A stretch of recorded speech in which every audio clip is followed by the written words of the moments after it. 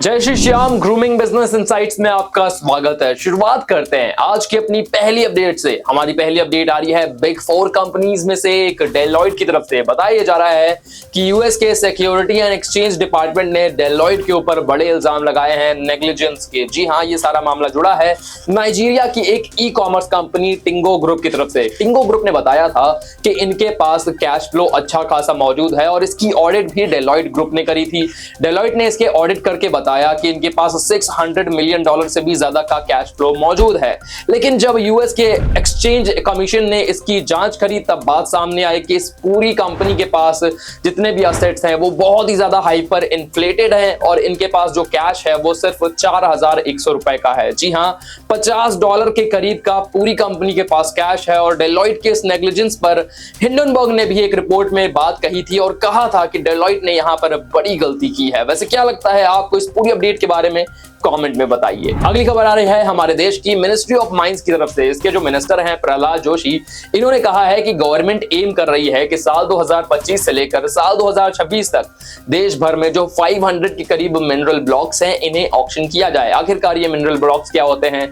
ये वो ठिकाने हैं, ये वो माइंस हैं जहां से मिनरल्स को खोद कर निकाला जाता है और फिर बाद में इनका इस्तेमाल किया जाता है आगे चलकर हमारी टेक्नोलॉजिकल एडवांसमेंट्स में। इसमें बहुत सारे ऐसे मिनरल्स होने वाले हैं जो रेयर अर्थ मिनरल्स हैं जिनका इस्तेमाल मोबाइल फोन्स और लैपटॉप्स को बनाने में भी होता है। और उन्होंने ये भी कहा कि फिलहाल हमारी जो सरकार है इसने 360 से भी ज्यादा मिनरल ब्लॉक्स को ऑक्शन करके 2.8 लाख करोड़ का रेवेन्यू भी जनरेट कर लिया है। और अगर आगे चलकर जो हमारी स्पीड है ये बनी रहती है तो इससे बहुत सारी नई जॉब्स भी क्रिएट होंगी और जो हम रेयर अर्थ मिनरल इंपोर्ट करते हैं दूसरे देशों से, इस पर हमारी डिपेंडेंस भी कम होगी और सेल्फ रिलायंस बढ़ेगा। अगली खबर आ रही है पेटीएम पेमेंट्स बैंक की तरफ से। आपको पता होगा कि पेटीएम अपनी पेमेंट्स बैंक सर्विसेज भी देता है जिसके तहत ये फास्टैग्स भी इशू करते हैं।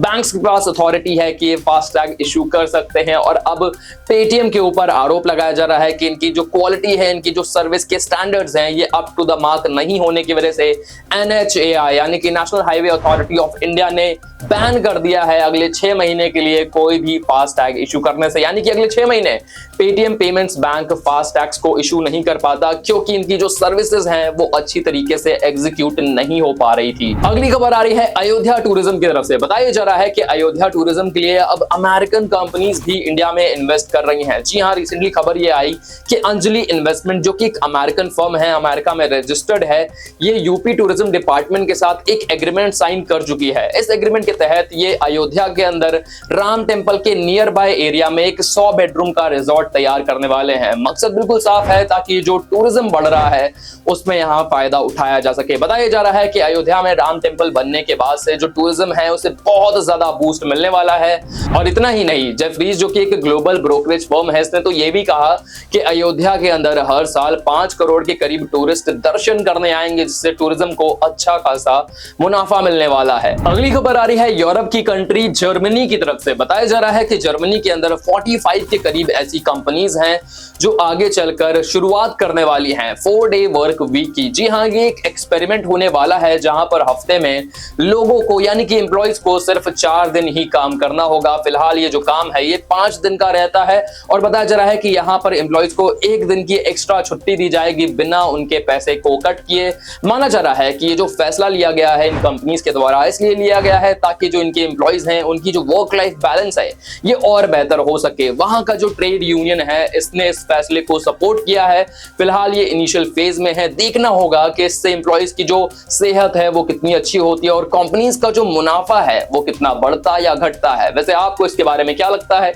कमेंट में बताइए। अगली खबर आ रही है यूनियन बजट 2024 के एस्टिमेट्स को लेकर। रिसेंटली मीडिया में ये सारी खबरें बहुत ज्यादा आम हो रही हैं कि यूनियन बजट 2024 जो कि एक इंतरिम बजट रहने वाला है, यहां पर गवर्नमेंट एक बड़ा फैसला ले सकती है वुमेन एंटरप्रेन्योर्स और वुमेन एम्प्लॉइज को लेकर। बताया जा रहा है कि वुमेन एंटरप्रेन्योर्स को खुश करने के लिए उन्हें टैक्स एग्जेम्पशंस दिए जा सकते हैं और यह भी कहा गया है कि मैटरनिटी लीव जो कि एक एम्प्लॉय को मिलती है उसमें भी बढ़त लाई जा सकती है। अगर ऐसा होता है तो बहुत सारी जो वुमेन एंटरप्रेन्योर्स हैं और जो वुमेन एम्प्लॉइज हैं, इन्हें एक तरह से एम्पावरमेंट मिलेगी ताकि ये ज्यादा से ज्यादा वर्कफोर्स में पार्टिसिपेट कर सकें और जो भी यहाँ पर कारण रहते हैं उनके पर्सनल और फैमिली रिलेशंस को लेकर वो यहाँ पर कम प्ले आउट करेंगे और वो इकोनॉमी में अपना योगदान ज्यादा दे सकती हैं। फिलहाल ये सारी खबरें मीडिया में आ रही हैं, वैसे आपको क्या लगता है कमेंट में बताइए। अगली खबर आ रही है देश के एडटेक स्टार्टअप्स की तरफ से। एडटेक स्टार्टअप्स डिमांड कर रहे हैं कि यूनियन बजट 2024 में उनका ख्याल रखना चाहिए और सरकार को टैक्स रिजीम को और ज्यादा लिबरल करने की जरूरत है। बताया जा रहा है कि एडटेक स्टार्टअप्स पर 18% से ज्यादा का जीएसटी लगता है, जिसे वो कम करने की डिमांड कर रहे हैं। उनका मानना है कि 5% का अगर जीएसटी कर दिया जाता है तो यहां ज्यादा बेनिफिट हो सकता है। फिलहाल एडटेक स्टार्टअप्स में देखा जा रहा है कि बहुत सारी जो एडटेक कंपनीज हैं काफी फंड क्रंच का सामना कर रही हैं, जिसकी वजह से एडटेक स्टार्टअप्स यहां पर गवर्नमेंट से कुछ सहूलियत चाहते हैं। अगली खबर आ रही है मनी कंट्रोल के द्वारा किए गए एक सर्वे की तरफ से। मनी कंट्रोल ने कहा है कि साल 2024 के बजट के लिए एक्सपेक्ट किया जा सकता है कि सरकार साल 2023 के मुकाबले फिस्कल डेफिसिट के टारगेट को कम कर सकती है। पहले तो ये जान लेते हैं कि फिस्कल डेफिसिट होता क्या है। देखिए, आप जानते होंगे कि एक इकोनॉमी में हम कुछ एक्सपोर्ट करते हैं और कुछ इंपोर्ट करते हैं। जब हमारे इंपोर्ट ज्यादा हो जाते हैं और हमारे एक्सपोर्ट कम हो जाते हैं तो देखा जाता है कि फिस्कल डेफिसिट का जो दायरा है ये बढ़ जाता है, यानी कि व्यापार घाटा बढ़ जाता है। बताया जा रहा है कि जितना व्यापार घाटा रहेगा उतना फिस्कल डेफिसिट का टारगेट रहता है, और अगर व्यापार घाटा कम होता है तो फिस्कल डेफिसिट का जो टारगेट भी है ये भी कम हो जाता है। साल 2023 के लिए ये जो टारगेट था 5.9% के करीब था। माना जा रहा है कि साल 2024 के लिए इस टारगेट को 5.3% किया जा सकता है। अगली खबर आ रही है दुनिया की सबसे बड़ी रियल एस्टेट कंपनी एवरग्रांड की तरफ से। एवरग्रांड एक चाइनीज रियल एस्टेट कंपनी है जिसके खिलाफ अब हांगकांग की एक अदालत ने फैसला सुनाते हुए कहा है कि एवरग्रांड के ऊपर $300 बिलियन का डेट है। जी हाँ, $300 बिलियन एक बहुत बड़ा अमाउंट होता है। बहुत सारे देशों की इकोनॉमी भी इतनी नहीं होती है जितना इस कंपनी के ऊपर कर्जा हो चुका है। यहां पर हांगकांग की अदालत ने निर्देश देते हुए कहा है, डायरेक्ट किया है इस कंपनी को कि भाई अपने असेट बेचो, यानी कि जो भी आपके पास प्रॉपर्टी है इसे किसी हाल से सेल करिए और यहां पर अपने कर्जे को चुकाइए। अगर ऐसा होता है तो चाइनीज इकोनॉमी को बहुत बड़ा झटका लग सकता है। वैसे आपको क्या लगता है इस अपडेट के बारे में कमेंट में बताना ना भूलें। अगली खबर आ रही है देश की टेलीकॉम इंडस्ट्री की तरफ से। बताया जा रहा है कि टेलीकॉम इंडस्ट्री उम्मीद कर रही है कि सरकार 2024 के बजट में जो लाइसेंस फी 3% की लगती है इसे घटाकर 1% तक कर देगी। यहां पर बताया जा रहा है कि टेलीकॉम इंडस्ट्री ने कहा है कि टैरिफ बहुत कम होने की वजह से और साथ ही में टैक्स डिडक्शंस बहुत ज्यादा होने की वजह से प्रॉफिटेबिलिटी पर अच्छा खासा असर आया है, जिससे सरकार को मद्देनजर रखना चाहिए और जो लाइसेंस फी है इसे कम करने के साथ साथ टैक्स में भी सहूलियत देनी चाहिए। अगली खबर आ रही है कुरियर कंपनी डीटीडीसी के एग्जीक्यूटिव चेयरमैन अभिषेक चक्रवर्ती की तरफ से। अभिषेक चक्रवर्ती का मानना है कि सरकार को 2024 के बजट में एआई को लेवरेज करना चाहिए। उन्होंने कहा कि गवर्नमेंट का फोकस आने वाली टेक्नोलॉजी को लेवरेज करने की कोशिश होनी चाहिए और साथ ही में इंडस्ट्री को किस तरह से टेक्नोलॉजी के साथ शेप अप किया जा सकता है इस पर ख्याल किया जाना चाहिए। उन्होंने कहा कि एआई को यहां पर लॉजिस्टिक सर्विस में भी यूज किया जा सकता है, जिसके लिए गवर्नमेंट को बढ़ावा देने की जरूरत है।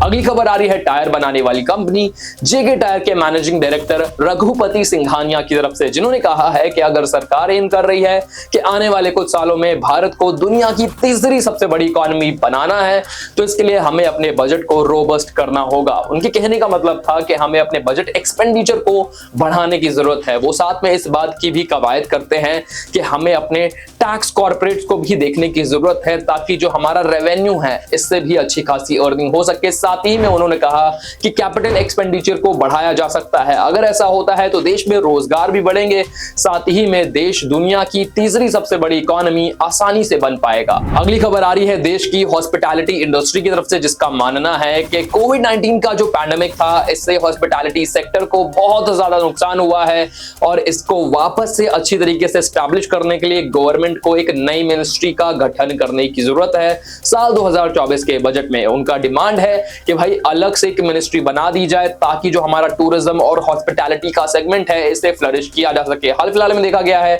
चाहे लक्षद्वीप हो चाहे अयोध्या हो, हर जगह टूरिज्म की बात चल रही है, जिसकी वजह से हॉस्पिटैलिटी सेगमेंट को अच्छा खासा बूस्ट मिला है और अब उम्मीद जताई जा रही है कि इसके लिए एक डेडिकेटेड मिनिस्ट्री हो सकती है। वैसे क्या आप भी सोचते हैं कि हॉस्पिटैलिटी सेगमेंट के लिए एक डेडिकेटेड मिनिस्ट्री होनी चाहिए? बताइएगा कमेंट में। अगली खबर आ रही है कश्मीरी पंडित कम्युनिटीज को लेकर। कश्मीरी पंडित कम्युनिटीज के बारे में आप जानते होंगे कि 90s के एरा में कश्मीरी पंडित को कश्मीर से बाहर निकाल दिया गया था, इनके साथ बहुत सारे अत्याचार किए गए थे।